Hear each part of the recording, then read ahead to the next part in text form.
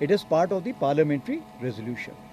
As far as the Indian Army is concerned, Indian Army will carry out any order which is being given by the government of India. And whenever such orders are given, we'll always be ready for it. ये अब से 6 घंटे पहले की खबर है, वहां पे मीडिया पे इसको बताया गया है कि नॉर्दर्न आर्मी कमांड के अपिंद्रा जो है इंचार्ज हैं, उन्होंने कहा है कि we are ready, we are waiting for the government's call. हमें कॉल दे तो हम बड़ी जल्दी swiftly we can take over Pakistan occupied Kashmir.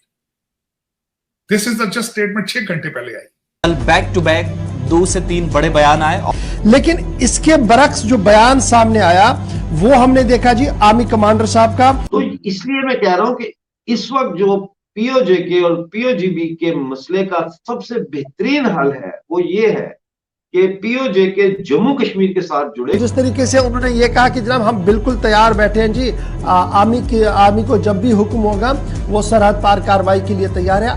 क्योंकि जो इंस्ट्रूमेंट ऑफ एक्सेशन पे साइन हुए थे वो पूरी रियासत के हुए थे।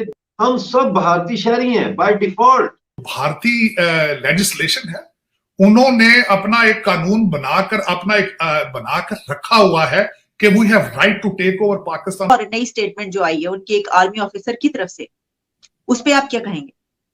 जो भारत में जो आर्मी हाँ, मैं वो के बारे में बल्कि ये कहूंगा कि ये अब से 6 घंटे पहले की खबर है, वहां पे मीडिया पे इसको बताया गया है कि नॉर्दर्न आर्मी कमांड के अपिंद्रा जो है इंचार्ज हैं, उन्होंने कहा है कि we are ready, we are waiting for the government's call. हमें कॉल दे तो हम बड़ी जल्दी swiftly we can take over Pakistan occupied Kashmir. This is the just statement 6 घंटे पहले आई। और उसमें सबसे मैं एक आपके देखने वालों को यह भी बताना चाहूंगा कि बहुत अरसा पहले जो भारतीय लेजिस्लेशन है, उन्होंने अपना एक कानून बनाकर रखा हुआ है कि we have right to take over Pakistan occupied Kashmir. So इनको दोबारा लेजिस्लेशन के लिए नहीं जाना पड़ेगा। अब वो डिपेंड करता है कि इफ उनकी पॉलिटिकल जो रूलिंग एलीट है, if they make up their mind and give a signal to them, क्योंकि आपके तो इस वक्त जो है वो इंतशार इतना हो चुका है आपके अंदर, उनको भी एंजाइटी नजर आ रही है।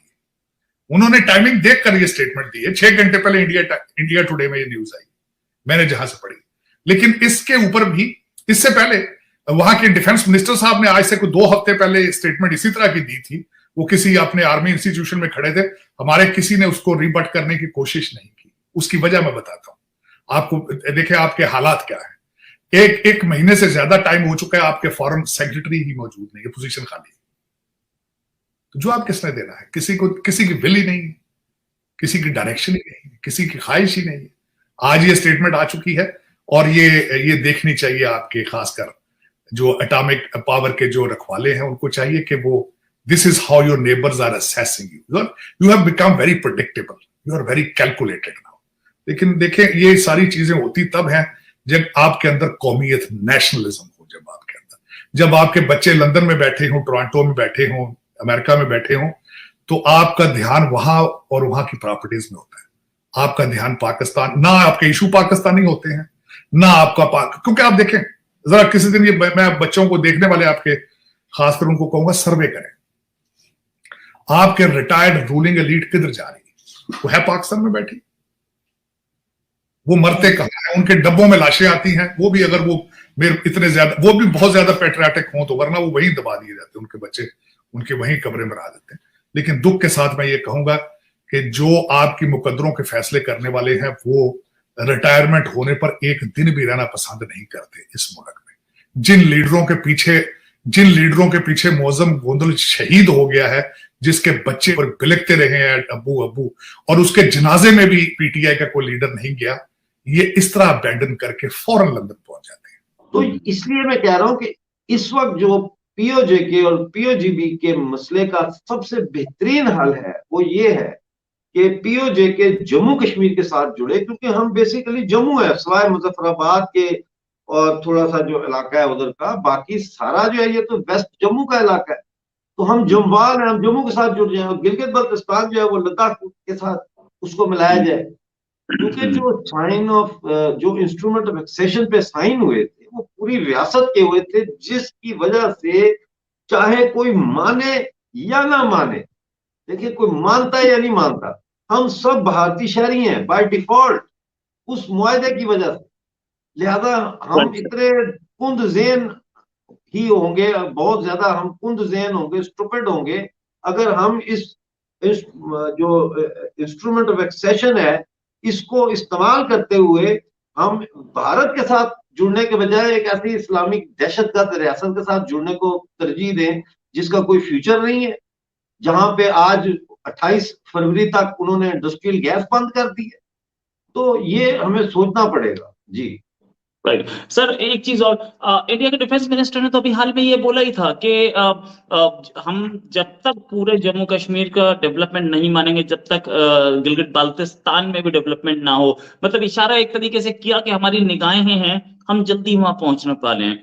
इसको आप कैसे लेते हैं? देखें, मेरा नहीं ख्याल कि पाकिस्तानी कब्जे वाले जम्मू कश्मीर और गिलगित बाल्टिस्तान को हासिल करने के लिए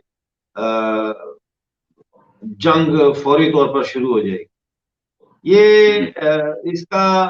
इसके कुछ मरले हैं। पहला मरला, इसका सबसे इम्पोर्टेंट मरला जो है वो है कि एक पीओजीबी का और पीओजेके का एक इंटरनेशनल एनवॉय जो है वो कायम किया जाए, यानी एक आलमी वफ्द बनाया जाए जो दुनिया भर के मुल्कों में जाके वहां की फॉरेन मिनिस्ट्रियों में जाके उनको ब्रीफिंग दे कि मसला जम्मू कश्मीर असल में है क्या, ये पैदा कैसे हुआ, और इसमें जो ग्रेट गेम है जो 18th और 19th सेंचुरी में शुरू हुई थी कि रूस गर्म पानियों की तरफ आना चाहता था और ब्रिटिश एम्पायर जो है ये सेंट्रल एशिया की तरफ बढ़ना चाहती थी। तो ये जो तजाद था, इसके नतीजे में जो ये जम्मू कश्मीर की रियासत कहाँ पे खड़ी है और फिर 22 अक्टूबर का हमला और फिर सारा कुछ ये बयान किया जाए